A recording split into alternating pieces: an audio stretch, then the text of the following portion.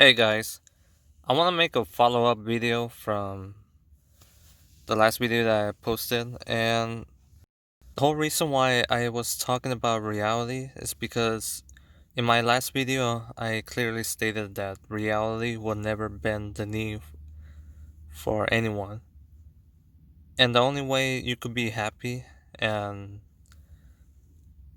be satisfied with yourself is learning how to work and deal with reality. Think of reality kind of like a tidal wave, and you, as an individual, you're a surfer. You gotta learn how to work with the wave. The wave is not gonna, do your bidding. You have to learn how to ride it.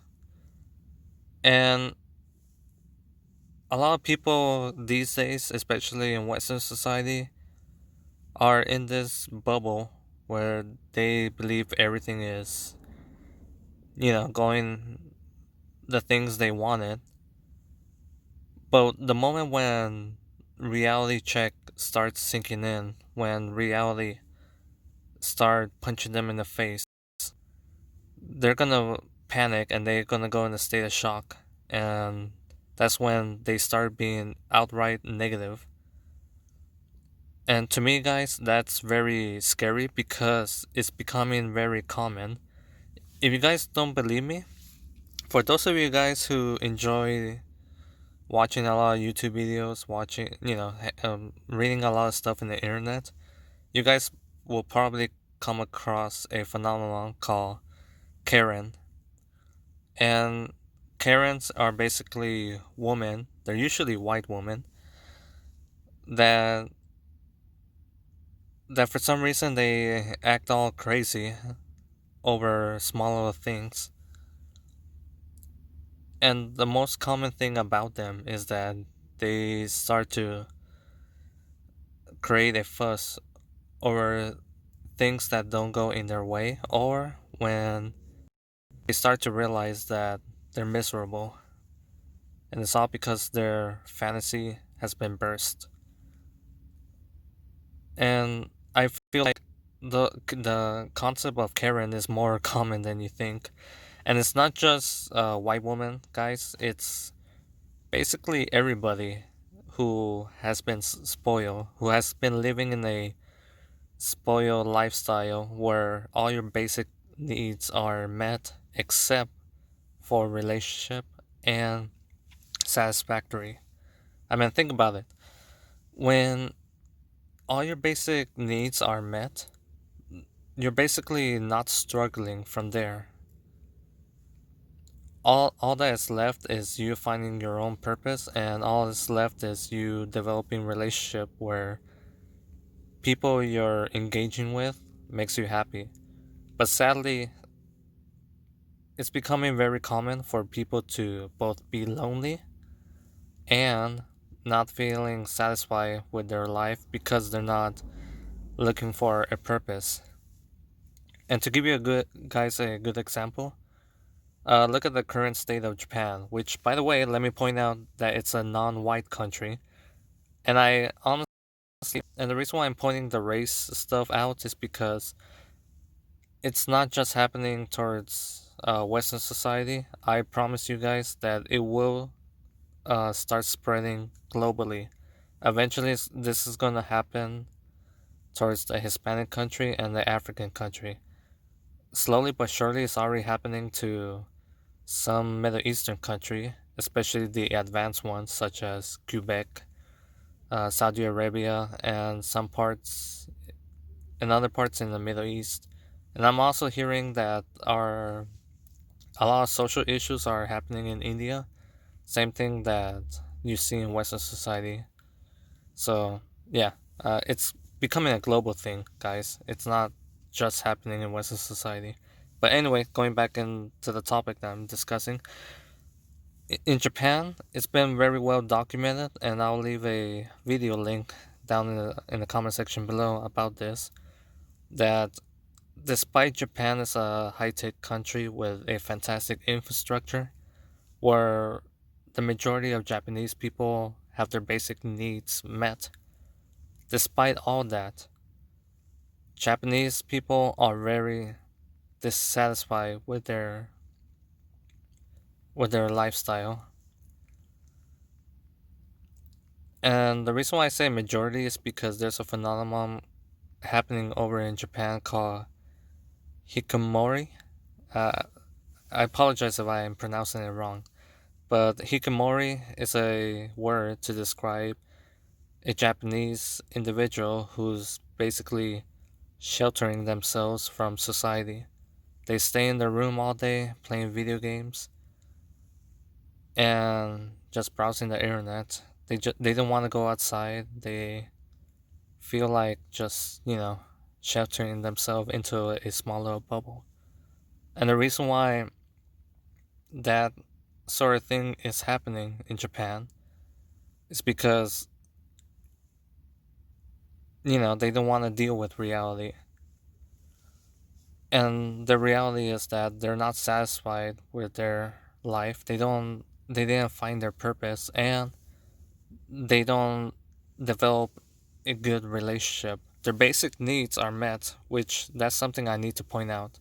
Their basic needs such as shelter, food, a place to, throw away your waste, all that stuff. Their basic needs are met. The problem is that they're lonely and they're not satisfied with their jobs, and they feel like they failed at finding their purpose. And because of that, Japan is in a deep state of trouble socially. So this is surely becoming an issue in Western society where people are just indulging themselves with drugs, indulging themselves with video game. Me personally, guys, I'm a video game addict, and right now I stopped playing my computer game because I need to take a break and I need to start getting my shit together. But literally, guys, from my personal experience, the reason why I'm a video game addict is because I'm not very satisfied with myself, and I don't really have that much friends to begin with. So why I became a video game addict was because it's obvious, guys. If you look at video games, and one of my favorite YouTuber who I love listening his talk, and I'll leave the link down in the description below. He made a video about why people get into video games, and he uses the Witcher 3 video game as an example. In Witcher 3, the video game, you play as Geralt of Rivia, the main protagonist of the Witcher series. And what he says in that video was pretty much obvious, and at the same time, it's not rocket science or anything. It's literally very obvious observation, especially when you analyze it in a psychology sense. Geralt of Rivia is much more interesting than the majority of people who are playing the video game. The players themselves, they're probably, you know, are not satisfied with their personal life. They're not satisfied with the relationship they're in. So when people get into video game addiction, they want to escape their reality and fantasize that they are somebody else.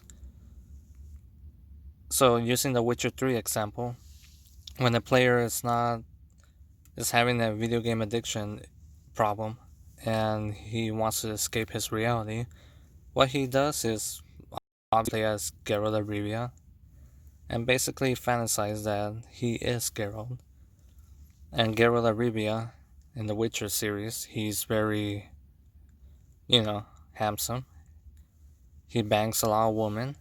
He gets into fights. He destroys monsters. Literally, he's a monster hunter. He saves people. Geralt of Rivia is a morally good person, and he does a lot of good things in the Witcher series. Well, at the same time, it's a RPG game, so you have the choice to be an asshole, but still, Geralt of Rivia is a much, much more interesting person than the player himself. And this is why, guys, I honestly believe that in the near future, retro reality will become popular because people want to escape their own reality. I'll promise you that. Actually, no, I'll take that back because, first of all, I don't need to promise anyone. I'm sorry, I'll take it back. This is actually very obvious if you think about it, guys. For those of you guys who follow tech news, it's very obvious that the video game industry they're pouring their money towards virtual reality, and virtual reality will become popular because people want to escape their own reality. And in my last video, I discussed that the reason why I'm making my YouTube channel is because I want to help people. I want my message to reach out to you guys, and hopefully you guys understand what everybody's going through. And one thing that I learned swallowing red pills and learning about reality is that politics often influence our livelihoods. I mean, let's be honest, politics really does influence our livelihoods.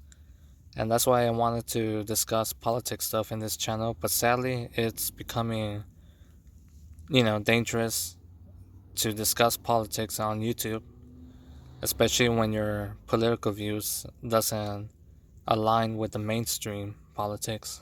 So I gotta be careful with that. But I still want to discuss things that could potentially help you guys. And the reason why I wanna help you guys is because I don't wanna be surrounded with miserable people. When you're surrounded with miserable people, guess what? That misery will slowly infect you like a disease.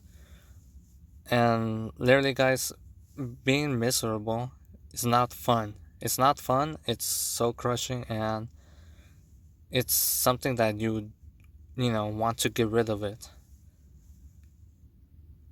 Me personally, I want to be healthy, I want to be happy, and I want to, enjoy my life. But the problem is that I don't know how, I don't know what direction to go with. If I'm making any sense, guys. Because when I started swallowing red pills and started learning about reality, I started to realize that me as an individual, I'm kind of lost. Reality, guys, will not bend the knee for you. Remember that. But reality will give you options to where to go. And me right now, I'm barely realizing that, yeah, I'm not a self-efficient adult. I actually am very reliant with my parents at the moment. I right now I am helping with my parents with financial stuff. Like, yeah, I do generate money, but I'm not self-efficient enough to take care of myself. And I'm not very satisfied with myself. Why? Because I feel like I'm not doing enough. And I know there's a lot of people out there that are kind of in the same boat with me. One time I was discussing about my family, of my childhood trauma at college. And what's funny is that I was saying about my childhood stuff. A guy across the table looked at me and smiled at me. And the first thing he says is that you're in the same boat as I am. And see, guys, this is one of those moments where the reality check hits me. It's where I realize that no, I'm not alone in this sort of stuff. This sort of stuff, sadly, guys, is more common than you think. In my previous videos, I mentioned how suicide is the number one cause of death in America. And I was watching a video the other day, and I'll leave a link down in the comment section, about how farmers in France are committing suicide because they're miserable and they're not happy with the current state of politics in France. I mean, see, guys, it's this misery, this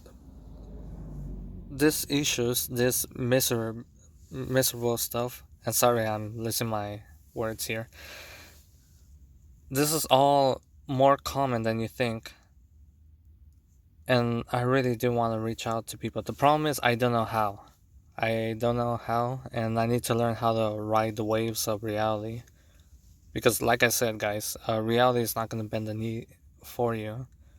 You have to learn how to navigate through reality, and you gotta learn how to ride it like a tidal wave, like a surfer riding a tidal wave, or even a better analogy, like a sailor learning how to sail through a storm. A good sailor will always be grateful for a storm in the sea because they know how to navigate through the storm and they know how to survive it. And that's what reality is basically is. Sadly, though, a lot of people are way too stuck in their fantasy. And what I'm scared, guys, is that when the reality check hits them and when their fantasy has been burst, they're gonna panic and they're gonna start exploding like a time bomb, and they're gonna hurt people around them. And then that's where I don't want to be around people. That's why I was telling my parents, my family, that I really do want to move out the city and live somewhere a little bit more isolated, because when a real crisis does hit the country, I'm in a good spot where I know I'm gonna be more safer than the city itself. So, guys, this is just my talk about reality, and I hope you guys understand what I'm trying to say here. It's kind of hard to help people when they don't want to be helped, or when they don't want to help you to help them, if that makes any sense. But I still want to try, or at least contribute to something, and it's gonna be hard to do it. It really is gonna be hard for me, guys. The reason why I'm making YouTube videos is because I feel like this is the only option I have currently. But yeah. So, guys, thank you for watching, and I just realized that I'm hitting the 18-minute mark. So thank you for watching, and I'll see you guys next time. Goodbye.